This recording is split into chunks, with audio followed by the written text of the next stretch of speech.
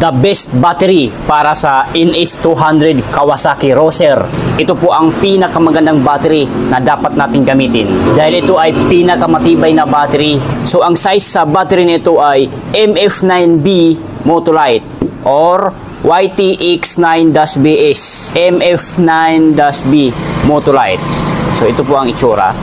Ito ay 9 ampere hour, 12 volts, maintenance free battery. Ibig sabihin, less hassle. Hindi na kailangan na tutubigan or maglalagay ka pa ng tubig kasi ang battery nito ay nakadesign sa ready to use, maintenance free, disposable. At once na ma-meet ang 2 to 3 years, automatic i-dispose na ang battery na ito. Sa madaling salita, palitin na, papalitan na ng panibagong battery.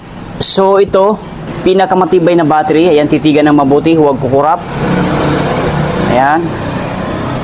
Ayan ang kanyang pinaka-itsura. Ayan. Medyo may kabigatan na siya.